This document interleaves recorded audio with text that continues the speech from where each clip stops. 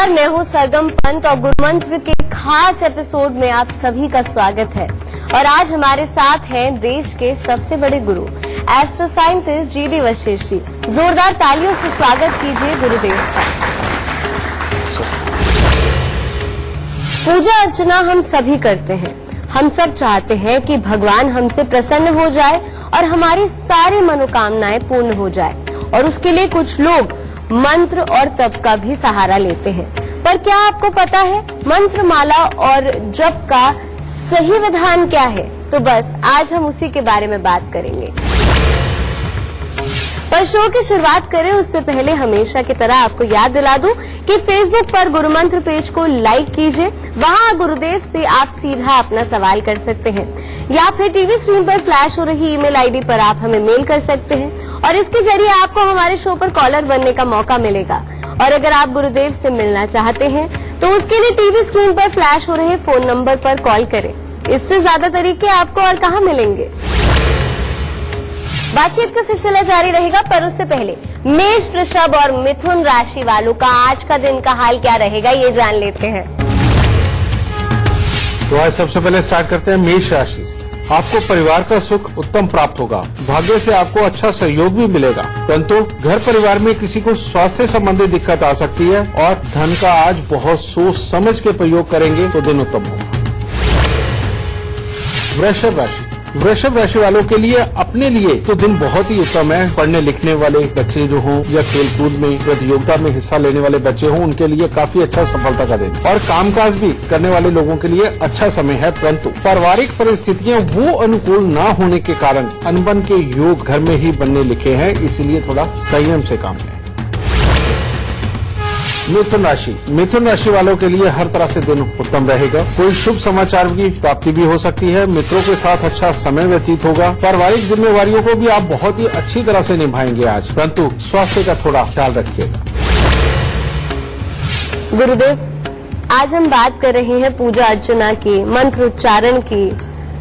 तो मेरा सवाल आपसे यह है, कुछ लोग सालों साल ये सब करते रहते हैं पर उनकी मनोकामनाएं पूर्ण नहीं होती, ऐसा क्यों होता है?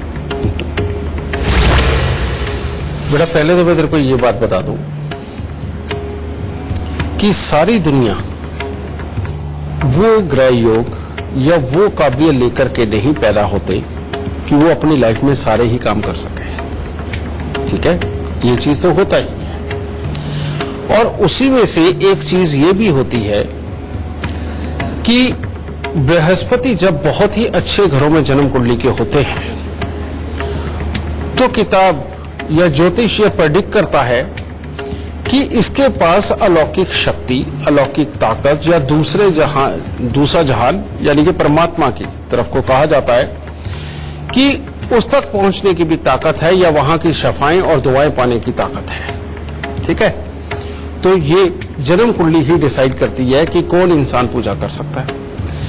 अब उसी के अंदर जब बृहस्पति किसी खराब घर के अंदर बैठा हो और या खराबी की अवस्था के अंदर दूसरे ग्रहों की वजह से हो जाए, तो वहीं पर लाल किताब भी प्रेडिक्ट करती है कि ये सिर्फ इस जहां का मालिक होगा, ये सिर्फ इस जहां के लिए पैदा हुआ है, ये अलौकिक शक्तियों को प्राप्त नहीं कर सकता, दूसरे जहां को पाने की काबिलियत इसके अंदर नहीं है।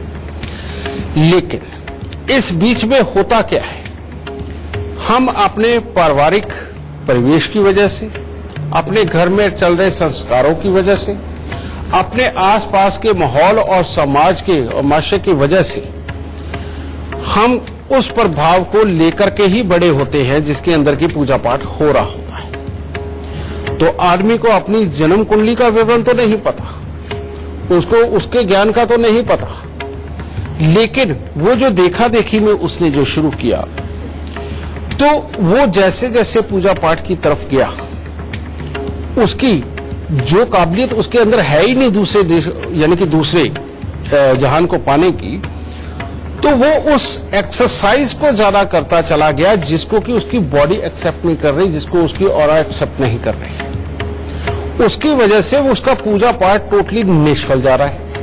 अब इसके अंदर वो दुखी होकर के और कर रहा है कि नहीं परमात्मा मिलेगा, नहीं परमात्मा का दिया हुआ सुख मिलेगा, मैं जिस मंशा को लेके कर रहा हूं वो मुझे मिलेगा। उसको वो ज्यादा से ज्यादा टाइम देने लगा।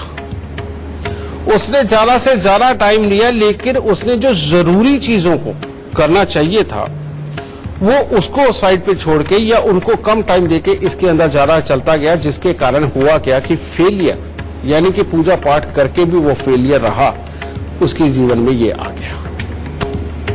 और बहुत सारी कुंडलियां ऐसी हैं जिनके अंदर जन्मजात ही बृहस्पति देव ये डिसाइड कर देते हैं कि ये दोनों जहां का मालिक होगा, यानी कि ऊपर वाले को भी बुलाना और उसको समझना, और नीचे धरती पर भी इंसानों के बीच में रहते हुए भी ये सात्विकता के रूप में जीकर इस जहान को और उस जहान को दोनों को पाएगा। ये वही लोग होते हैं जिनको दूसरे की कही हुई बात फौरन समझ आती है, जिनको सामने वाले का स्वार्थ 1 मिनट में नजर आता है, और ऐसे लोग फिर दुआ क्या करते हैं, अरे भगवान तू ही भली कर, ये चीज। लेकिन आपने वो भी लोग देखे होंगे जो खुद ही दूसरों को दुखी करते हैं और दूसरों की राह में कांटे बोते हैं, अपने स्वार्थ के लिए दूसरों के साथ में बुरे से बुरा व्यवहार करते हैं और उन्हीं को धमकी देते हैं कि देखियो एक दिन तेरे को भगवान देखेगा, तेरे को भगवान देख रहा है, तेरे को नहीं छोड़ेगा। वो उन्हीं को धमकी देते हैं। ठीक है, ये जो खराब स्वयं हो करके दूसरों के रास्ते में कांटे बिछा करके दूसरों को टेंशनें दे करके जो श्राप देने वाले लोग होते हैं, ये जिंदगी में कभी भी जितने मर्जी मंत्र जाप कर ले, जितनी मर्जी साधनाएं कर ले, जितने मर्जी हवन यज्ञ कर ले, जितने मर्जी मंदिर घूम ले, इनको कभी भी परमात्मा इनका साथ नहीं देता, इनकी मनोकामना नहीं पूरी करता, क्योंकि वो स्वार्थ से भरी हुई होती है, पूरी रची बसी होती है। और ऐसे में ये सामने वाले को भगवान के नाम पे डरा के अपना स्वार्थ पूरा करना चाहते हैं। यह बात सत्य है। और ऐसे लोग सबसे ज्यादा धार्मिक एक्टिविटियों में नजर आते हैं, सबसे ज्यादा यही लोग एक्टिविटियों में नजर आते हैं। और जो इंसान सच में दोनों जहां को पाने का मादा रखता है या जन्म कुंडली के अंदर ग्रह लेकर के बैठा हुआ है, वो इंसान सबसे कम मंदिरों में जाता है। और उसका एक सिंपल सा तर्क होता है, मैं जहां रहता हूं क्या वहां भगवान नहीं है? उसका एक सिंपल सा तर्क होता है कि मैं जहां रहता हूं वहां भगवान नहीं है क्या? समझ गए? क्योंकि वो जानता है भगवान मंदिर में, मस्जिद में, गुरुद्वारे में, चर्च में नहीं है, भगवान हमारे अंदर है। और हम जब अंदर से किसी के लिए भला सोच के, भाव विभोर होकर के, जब वो हमारा कुछ लगता नहीं है, उसकी भी दुख के लिए अपनी आंख में आंसू लाके जब उसकी मदद के लिए हाथ बढ़ाते हो, तो भगवान तो तुम्हारे अंदर से निकलता है। और वही जब तुम स्वार्थ करके और सामने वाले को डरा करके और उससे फायदा पाना चाहते हो, बताओ तुम्हारे अंदर भगवान रहेगा कहां? तुम्हारे अंदर तो राक्षस बैठा है। और जब ये स्वार्थ रूपी राक्षस अपने अंदर बैठा हो, उस इंसान को भगवान नहीं मिलता। और तुमने ज्यादातर देखा होगा घरों में बैठे हुए, मैं ऐसे जनरली अपने समाज की बातें कर रहा हूं, कि एक हाथ में माला जप रहे होते हैं, राम राम होता है, और दूसरे मुंह से बोल रहे होते हैं, अरे फलाना तेरे कीड़े पड़े, ये फलानी जगह जाके ये तो कर ले, साथ में ये सारी बातें हो रही होती है। समझे? अब बताइए यहां भगवान कहां जुड़ेगा? सिर्फ एक नाम लेने से पार नहीं होता। पहले लोग हम अपने बच्चों का नाम भी क्या रख देते थे, किसी का नाम राम होता है, किसी का कृष्ण होता है, सगे बेटी का नाम भी सीता रखते थे, कौशल्या रखा करते थे। ये क्यों रखा करते थे? ताकि इनके साथ जुड़ी हुई जो कहानियां हैं, जो हमारे ग्रंथों में लिखा हुआ है, ये सारा कुछ हमें स्मरण रहे। समझे? और जब वो कहानियां, वो सारी कथाएं हमें स्मरण रहती हैं, तो आदमी गलत काम नहीं करता, स्वार्थ की भावनाएं नहीं आती, क्योंकि उसके रिजल्ट हमें बचपन से ही बताए गए। और वो जब रिजल्ट का ध्यान रहे और हमें सात्विक बनकर चलाने के लिए, तो ऐसे में बेशक कुंडली के अंदर भी अशुद्धि हो, लेकिन तुम्हारे शुद्ध विचार उस अशुद्धि को भी पार करते हुए जिंदगी के अंदर आराम से जीवन बिता सकते हैं। ऐसे मेरे पास बहुत लोग हैं कि जिनके कुंडलियों में बहुत बड़े बड़े खराबी के योग रहे, लेकिन पारिवारिक संस्कारों की वजह से वो अगर वो उस गलत रास्तों पे नहीं गए, जो कि कुंडली भी बोल रही है, तो उनको बहुत बड़े दुख नहीं मिले। समझे?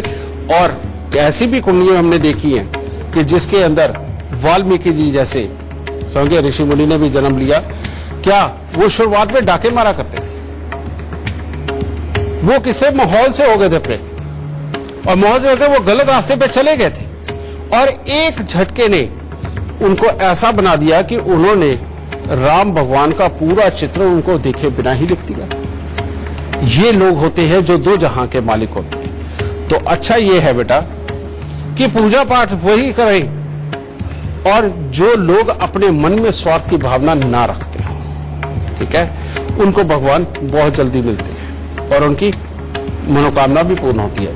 और जिसने चलना ही स्वार्थ की भावना लेकर के है, और जिसने मंदिर में जाकर के परमात्मा को देनी ही रिश्वत है कि इतने व्रत और इतने केले चढ़ा देंगे और इतने पैसे चढ़ा देंगे, इतने भंडारे लगा देंगे, बस मेरा ये काम पूरा कर दे, उसको फलाने को नसीहत दे दे और मेरा काम ये पूरा कर दे, जो ये भावना लेकर के जाए, बेटा वो पूजा पाठ करके काहे को अपना समय खराब कर रहा, वो अपने ही कामों पे लगा रहे तो शायद 2 फल मिल जाएंगे उससे, ठीक है। तो ये होता है बेटा पूजा पाठ का विधान, ठीक है। इससे पहले आगे बढ़े कर्क सिंह और कन्या राशि वालों का आज का दिन का हाल जान लेते हैं।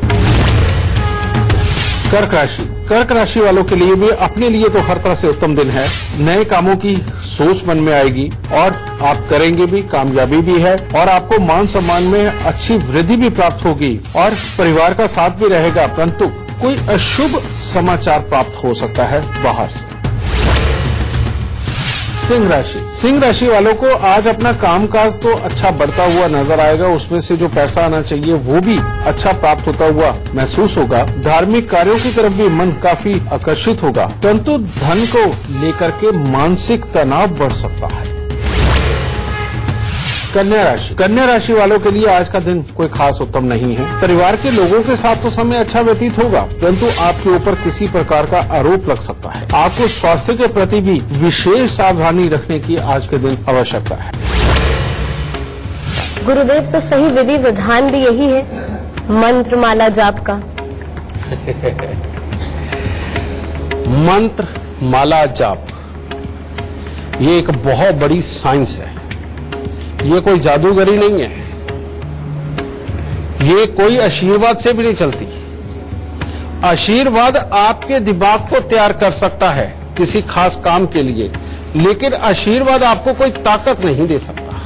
एक बात तो ये, मंत्र हो, माला हो, जाप हो, ये तीनों का एक कॉम्बिनेशन है और ये एक बेहद बड़ा ट्रीटमेंट है जो इस यूनिवर्स के अंदर, पूरे यूनिवर्स को ही एक हॉस्पिटल का रूप दे करके किसी के अंदर भी कोई भी ताकत पैदा कर सकता है। जैसे आप लोग कोई अंग खराब हो जाए तो क्या करते हो, उसको निकलवाते हो, ट्रांसप्लांट करवाते हो, यही करवाते हो। आजकल तो दिल भी होने लग गया, ठीक है। ये आजकल हो रहा है, पुराने समय से तो हमारे ऋषि मुनियों ने ये सारी विद्या पहले से ही बना रखी थी। वो क्या करते थे, डायरेक्ट पार्ट नहीं निकालते थे, वो डायरेक्ट उसी को रिन्यू कर देते थे, उसी को ऐसा कर देते थे कि उसकी ताकत ही बढ़ जाए। अगर वो खराब हो रहा है तो वो ठीक हो जाए, अगर ताकत नहीं है तो वो आ जाए। ये सारा कुछ ये किससे होता था संभव? उन्होंने मंत्र बनाए, ठीक है। अब एक मंत्र मैं बोलता हूं, ओम नमः शिवाय, ओम नमः शिवाय। क्या हो रहा है? आप आंख बंद करके देखो, बड़ी शांति महसूस हो रही है, बहुत शांति महसूस हो रही है, ठीक है। अब एक मंत्र, एम ह्लीम क्लीम चामुंडाय विचे, एम ह्लीम क्लीम चामुंडाय विचे। अब क्या हो रहा है? ध्वनि जागृत हो रही है। आप आंख बंद करके देखो, एक कंपन आ रहा है, समझ गए? अब एक तो हो गया ये, इससे क्या आपके बोलने से जो वाइब्रेशनें निकल रही है, ये एक ताकत को जन्म दे रही है। जैसे बूंद बूंद से गागर भरता है ना, आपके एक एक मंत्र से एक शक्ति इकट्ठी हो रही है। अब इसके अंदर होता क्या है, अगर नमः शिवाय का जाप करना है तो आपको करना पड़ेगा पीले रंग का रुद्राक्ष, वो लेकर के उसकी माला जाप करिए। ये माला जाप से क्या होता है? माला जाप यहीं पे होता है, यही हो रहा होता है, ठीक है जी। इसके अंदर क्या, आपके मुंह से एक ध्वनि निकली, ये माला ने पकड़ी, ध्वनि निकली, माला ने पकड़ी, वो ऐसे ऐसे घूमती जा रही है, ऐसे ऐसे घूमती जा रही है। तो इसमें हो क्या रहा है, ये धीरे धीरे करके जो वाइब्रेशन, तो इसमें हो क्या रहा है, ये धीरे धीरे करके जो वाइब्रेशन एक ताकत के रूप में आपके अंदर आ रही है, ये यहां पर इकट्ठी होती जा रही है, इकट्ठी होती जा रही है, इकट्ठी होती जा रही है। और रोज आप उसी स्थान के ऊपर पूजा पाठ करोगे। अगर अलग अलग जगह पे बैठ के मंत्र उच्चारण किया तो उसका कोई फल नहीं होगा, इसीलिए हमारे पुराने ग्रंथों के अंदर यह समझाया गया कि रावण ने फलानी जगह बैठ के एक ही शिला पे बैठ के इतने साल तपस्या करी, ये फलाने ऋषि मुनि ने फलानी गुफा के अंदर बैठ के इतनी तपस्या करी, ये फलाने इंसान ने नदी के अंदर खड़े होकर इतने साल तपस्या करी। क्योंकि एक ही जगह पर जब खड़े होकर के आप एक एनर्जी को बढ़ाते चले जाते हो, मंत्र उच्चारण से बढ़ाते चले जाते हो, तो एक बहुत बड़ा शक्ति पिंड तैयार हो जाता है। वो वाली शक्ति तैयार हो जाती है जिसकी आपको जरूरत है, जिसको डिसाइड करके तुमने ये पहले ही तय कर लिया था कि मुझे ये शक्ति चाहिए। और वो शक्ति जब आपकी बॉडी के अंदर आती है, उसके साथ टकराव कर करके आपके ऑरा के अंदर एक बहुत बड़ा बदलाव, जिस ऑरा के अंदर आपके 7 रंग है उसके अंदर वो समा करके अपनी जगह ज्यादा से ज्यादा बना करके आपके अंदर चेंजेस लाती है, एक स्पेशल ताकत पैदा करती है। समझ गए? तो ये बनता है बेटा ट्रीटमेंट। अब ये जो देवता बनाए गए किस लिए बनाए गए?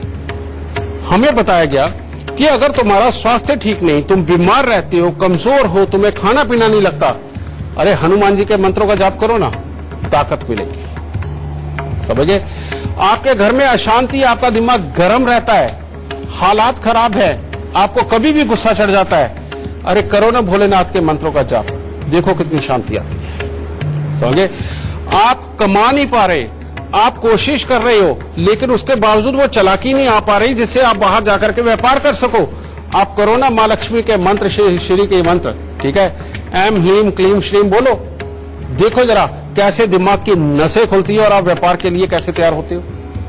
ठीक है, लेकिन उसके लिए तपस्या करनी पड़ती है। आप सोचो कि आज ही मंत्र बोल के आज ही खत्म कर देना, हर मंत्र का विधान है कि ये आपको इतने हजार या इतने लाख या इतने सहस्त्र करने पड़ेंगे और तब जाकर के ये शक्ति उत्पन्न होगी कि तुम्हारे ऑरा के अंदर पूरी तरह से आ जाए और आपके दिमाग को, आपके शरीर को उस लायक बना दे, तब ये होगी। ओके, लेकिन आज के जमाने के अंदर हर कोई पकी पकाई चाहता है, तो वो जाकर के आराम से बाजार से 500 रुपए का, 101 रुपए का, 10,000 का, 1 लाख रुपए का यंत्र लेकर के आते हैं। लो हमारे पास ताकत आ गई, अब तो परमात्मा की कृपा हो जाएगी। नहीं होती।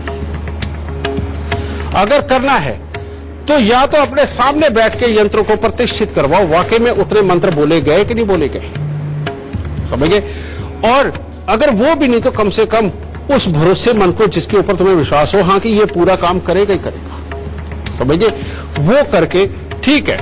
प्रतिष्ठा की विधि बहुत बड़ी होती है, तुम आचार्य नहीं हो, वो करवा लो उसके बाद में, लेकिन तुम्हें उनका मंत्र सीखना पड़ेगा।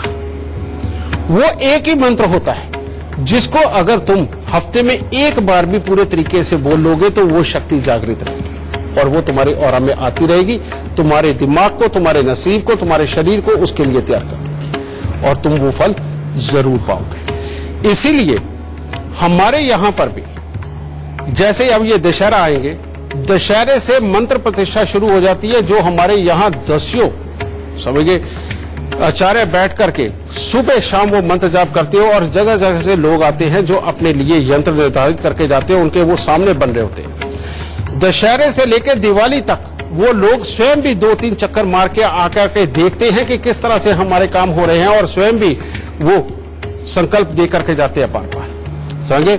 और दिवाली के एक दिन पहले जिसमें संपूर्ण होता है, उसमें आकर के वो यज्ञ करके अपने हाथ से श्रद्धा से वो यंत्रों को लेकर के जाते हैं। और ये मेरे यहाँ पर दसियों सालों से काम हो रहा है और जो जो लेकर के गए हैं वो सब इस सारी चीज से वो जानकार है और वो जानते हैं कि उनसे उनको क्या मिलता है। तो बेटा ये विधान है मंत्र का, माला का और जाप का।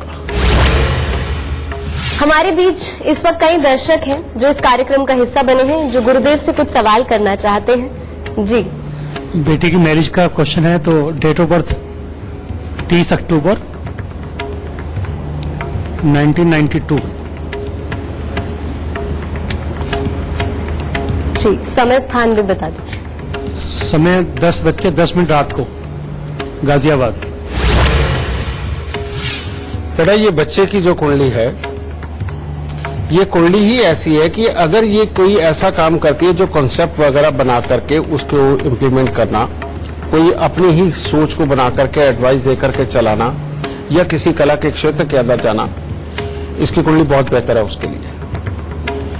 लेकिन शादीशुदा जिंदगी के लिए एक प्रॉब्लम है, वो है कि मंगल खराब है इसका, मंगल मांगलिक है ये, और सिर्फ मांगलिक ही नहीं है, मंगल बद भी है। और ये जो मंगल बद है ये गुस्से की मात्रा को ज्यादा बढ़ाता है, शरीर के अंदर तकलीफें पैदा करता है, डेली इनकम ऑफ सोर्स और पति के सुख के लिए कमजोरी के योग देता है। और अगर कहीं बच्चे की मनमर्जी ज्यादा बढ़ जाए तो ये तकलीफ कुछ ज्यादा बड़ी कर देता है। समझिए, अब जब तक इस मंगल बद को यहां से हटा नहीं लिया जाता और जब तक सुख स्थान पे बैठे हुए केतु को प्रबल नहीं कर लिया जाता, तब तक इसके स्वास्थ्य की दृष्टि से और इसकी गृहस्थी की दृष्टि से ये कुंडली कमजोर है। ठीक है, तो इसको उपाय क्या करना है? सबसे पहले तांबे के लोटे के अंदर देसी खांड भर के लाल कपड़े से उसका मुंह बंद करके वीरान जमीन के अंदर दबाना। दूसरा, इसको हर रोज बढ़ के पेड़ पे दूध और पानी मिलाकर के चढ़ाना और गीली मिट्टी का तिलक लगाना। और चौथा, अपने घर पे कुत्ता पालना। अगर कुत्ता नहीं पाला गया और ये केतु की एनर्जी तुम्हारे घर के अंदर नहीं घूमी तो घर में कोई ना कोई बीमार रहेगा, कलेश की अवस्थाएं बनेंगी और पैसा आएगा, लेकिन वो इतना ज्यादा खर्च होगा कि कर्ज की स्थिति तक भी जाएगा। यह चीज, इसीलिए अगर हो सके तो घर में कुत्ता जरूर पालना। ठीक है, ये चीज है। और अगर बच्चे की अपनी मनमर्जी ज्यादा बढ़े और बड़ों के साथ में खिलाफत पे आए तो एक आटे की चक्की लेकर के उसको जल प्रवाह जरूर करना। ठीक है, इन उपायों को करो। इसके बाद में इसके शादी के लिए कोई प्रॉब्लम नहीं, लेकिन ये उपाय अगर नहीं किया तो शादीशुदा जिंदगी के लिए तकलीफों के योग हैं। ठीक है, खुश है। धन्यवाद। सुध करें। बातचीत का सिलसिला जारी रहेगा, पर उससे पहले तुला, वृश्चिक और धनु राशि वालों का आज का दिन का हाल कैसा रहेगा ये जान लेते हैं। तुला राशि वालों के लिए खट्टा मीठा दिन। जो लोग बिल्कुल सीरियसली आज के दिन कोई पढ़ाई लिखाई में या प्रतियोगिता में जाना चाहते हैं, उनके लिए अच्छा दिन नहीं है और कामकाज में मन नहीं लगेगा। परंतु अगर आज आप मौज मस्ती में रहना चाहते हैं तो उसमें परिवार का अच्छा सुख और सहयोग भी मिलेगा और शरीर में भी स्फूर्ति बनी रहेगी। वृश्चिक राशि वालों के लिए आज का दिन सिर्फ कामकाज के अंदर धन लाभ के लिए ही उत्तम है। इसके अलावा अचानक बेवजह की किसी न किसी के साथ में वाद विवाद भी हो सकता है, मानसिक तनाव बढ़ सकता है और इन सबके बीच में गृहस्थ जीवन में भी कोई न कोई कला हो सकती है। तो इसीलिए थोड़ा संयम बना करके रखें।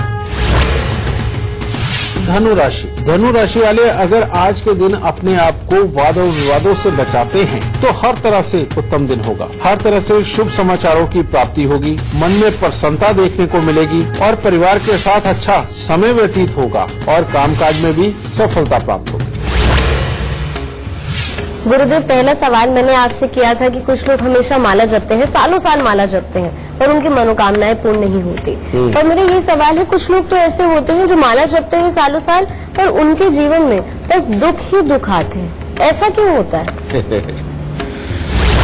जब हम सिर्फ श्रद्धा से किसी एक चीज को करने लगते हैं, लेकिन उसके पीछे की साइंस बताने वाला कोई गुरु नहीं मिलता, आपको वो आचार्य नहीं मिलता कि जो ये समझा सके कि जो तुम ये करने लगे हो इसका फल क्या है, तो बेटा वहां दुख ही पाना है, वहां सुख कहां होता है। अब हमारे पास ऐसे बहुत सारे लोग आते हैं जिनकी कुंडली के अंदर मंगल बद है, बुरा है, और वो हनुमान मंदिर जरूर जाते हैं। वहां जाकर के वो हनुमान चालीसा पढ़ते हैं। हनुमान चालीसा एक बार नहीं, 5 बार 11 बार उन्होंने ये सुख रखा होता है, वो करते चले जाते हैं। अब वो हनुमान चालीसा की ताकत को बढ़ाते चले जा रहे हैं, हनुमान जी की ताकत को बढ़ाते चले जा रहे हैं, और मंगल पहले ही बंद है। और वो घर आकर के सबसे पहले वो बच्चा क्या करता है, वो सबसे पहले माँ में, बाप में, भाई में या पड़ोसियों में गलती निकाल के उनसे लड़ने का काम करता है।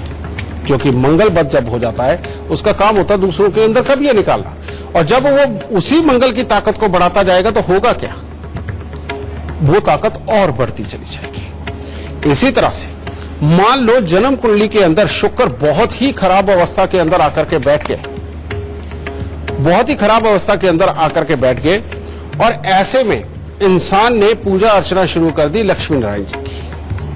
कि मेरे तो यही भगवान है, मेरे तो यही सर्वत्र है, यही मेरा भवसागर से पार निकालेंगे, यही मेरे को पार लगाएंगे, दूसरे जन्म में भी मेरे को यही संभालेंगे, तुम ये करते हो। लेकिन अगर शुक्र खराब है, आप जितनी ज्यादा लक्ष्मी नारायण की पूजा करते चले जाओगे, जितनी ज्यादा पूजा करते चले जाओगे, उस एनर्जी को, उनके मंत्रों को, उनके पूजा पाठ के विधान को जितना बढ़ाते चले जाओगे, आपके लिए वो और खराब होता चला जाएगा, क्योंकि वो तो पहले ही गुण खराब है अंदर। समझे? इसी प्रकार से आप किसी भी ग्रह और किसी भी ग्रह से जुड़े हुए देवी देवता के बारे में देखें, आपको पूजा पाठ का विधान भी वैसे ही चुनना पड़ेगा। किसी गुरु की शरण के अंदर जाए बिना आप पूजा पाठ का विधान भी नहीं चुन सकते, यह बात सत्य है। और जो जो इंसान श्रद्धावश ये काम करता है, तो फिर तो तीर तुक्का है। हो सकता है वो आपका ग्रह बड़ा अच्छा है, जिस देवी देवता की आप पूजा करने लगे हो, और उसकी माला पकड़ के जब आप जपते हो, तो आप दिन दुनी रात चौगनी तरक्की पे पहुंच जाते हो। लेकिन वही आपको देख के आपका पड़ोसी करने लगता है, तो उसकी हालत खराब हो जाती है। यही कारण है कि रोज करोड़ों की दुनिया परमात्मा दर के दरबार पे जाती है, लेकिन मनोकामना कितने की पूर्ण होती है, ये आप सब लोग जानते हैं। समझ गए? तो ये सिंपल सा इसके अंदर फंडा है बेटा। तो मेरा ख्याल अब तुम्हें जवाब मिल गया होगा कि ये माला जपने से उनके दुख क्यों बड़े हो जाते हैं। गुरुदेव, आपने इसमें बार बार बताया है कि सही देवता की पूजा करना बहुत जरूरी है, पर अक्सर कभी होता है, मैंने देखा और काफी लोग यहाँ पे मानेंगे भी, मेरी बात से सहमत होंगे, कि हम किसी भी देवता की पूजा कर लेते हैं कि आज दीपावली है तो माँ लक्ष्मी जी की कर लेते हैं, कल किसी की। तो कितना सही है ये बहुत सही है। वो क्यों है? अब तुम भी कहोगे अभी तो ये बता के हटा, अब ये कह रहे बिल्कुल सही है। लेकिन ये जरूरी है बेटा। तुम्हारे घर के अंदर कितने मेंबर हैं? पहले तो एक घर के अंदर 30-30 मेंबर हुआ करते थे। हाँ जी। वो बात अलग है कि आज न्यूक्लियर फैमिली हो गई हैं कि 3 या 4 मेंबर ही मिलते हैं। लेकिन ये जो हर देवी देवता हर त्योहार के अनुसार उस देवी देवता का पूजा का विधान बना हुआ है, व्रतों के आधार पे बना हुआ है, ये बेटा बिल्कुल सत्य है। उसका कारण क्या है कि दीपावली पे माँ लक्ष्मी की पूजा, शिवरात्रि पे भोलेनाथ जी की पूजा, जन्माष्टमी पे कृष्ण जी की पूजा, ठीक है, और नवरात्रों में देवी की पूजा। अब ये होता क्या है, ये थोड़ी देर का विधान होता है, बिल्कुल थोड़ी देर का, ठीक है, 1 या 2 दिन, ठीक है, नवरात्रों में 9 दिन। अब इन पूजाओं को जब हम करते हैं बेटा, तो उसके अंदर पूरा परिवार सम्मिलित होता है।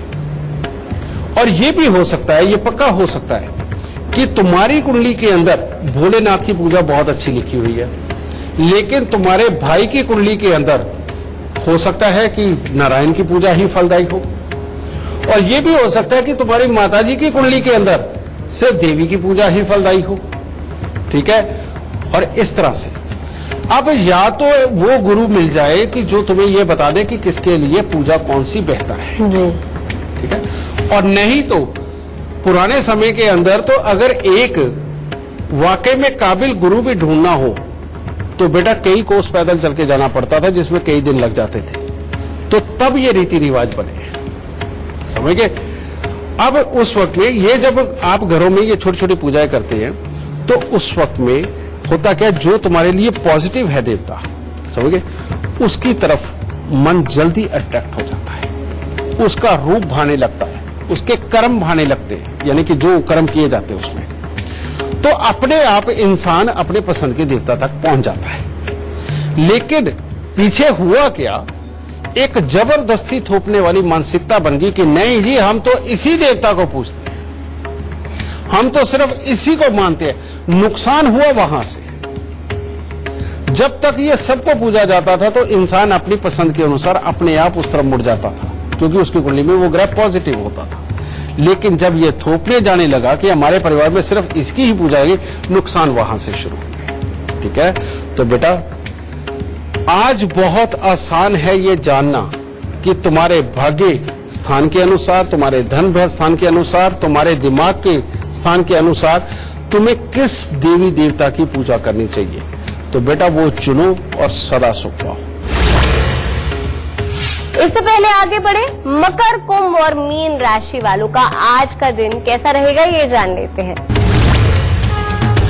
मकर राशि मकर राशि वालों के लिए भी आज का दिन कुछ खास उत्तम नहीं है। अगर आज आप अपने कामकाज पर रहते हैं तो उसके लिए तो दिन उत्तम है, परंतु स्वास्थ्य में भी थोड़ा बहुत कुछ ऊपर नीचे हो सकता है। और परीक्षा प्रतियोगिता के परिणाम अपने अनुकूल न रहने का दिन है। और यात्राओं में खास तौर पे आज अपने आप को बचा करके रखें, यानी कि यात्रा पे ना जाएं, क्योंकि अनहोनी घटना घटित हो सकती है।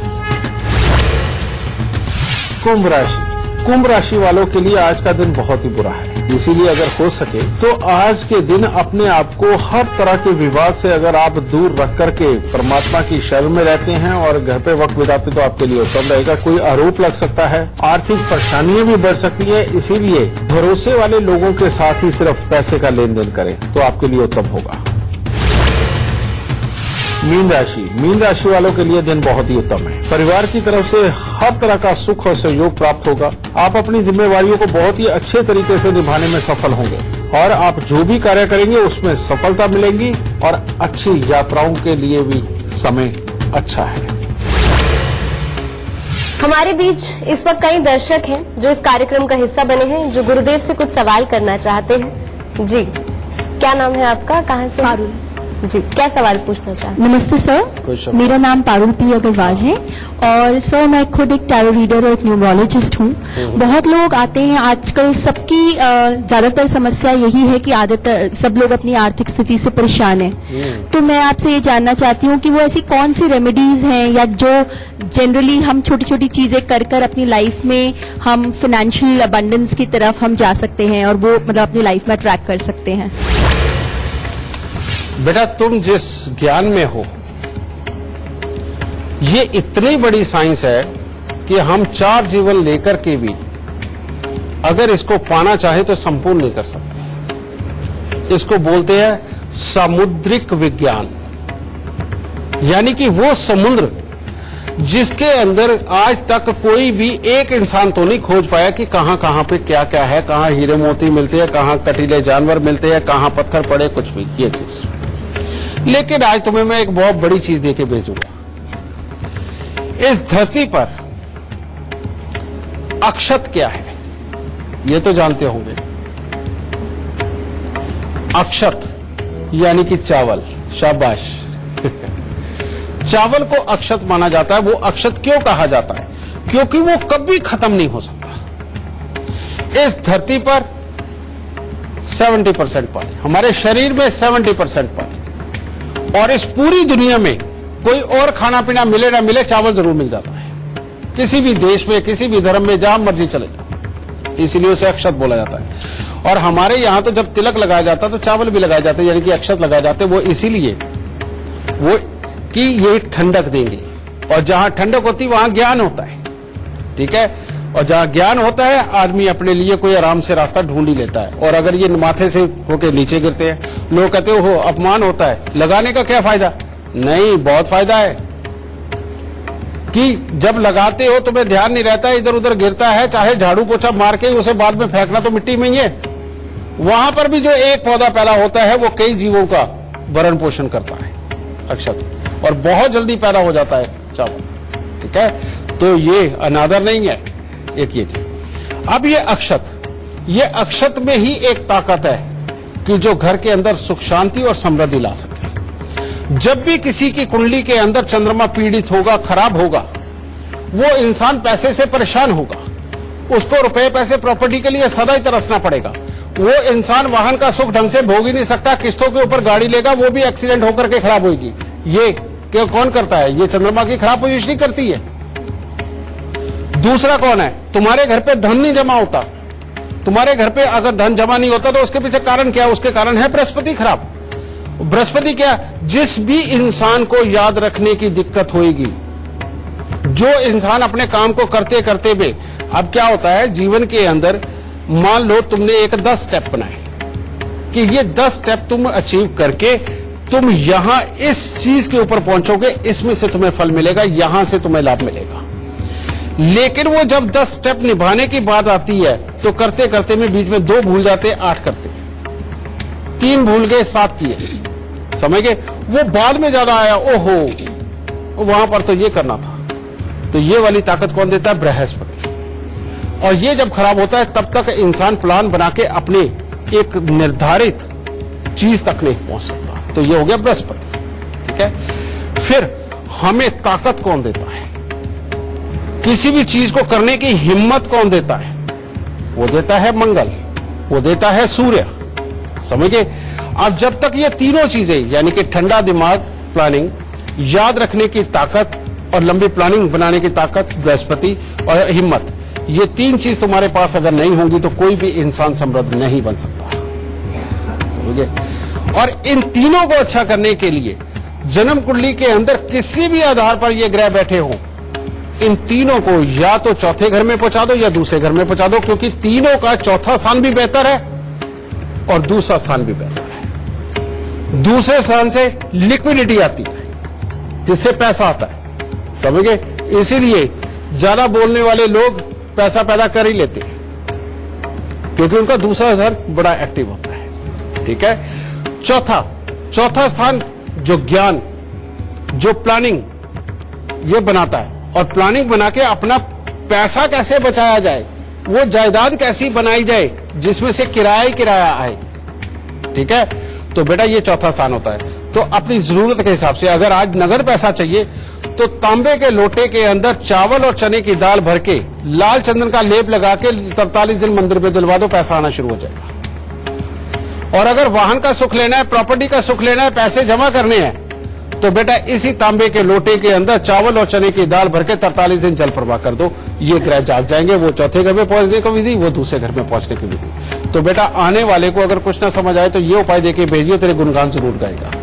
कुछ शेयर आज के लिए बस इतना ही, लेकिन कल फिर हाजिर होंगे एक नए विषय के साथ। तब तक के लिए दीजिए इजाजत, नमस्कार।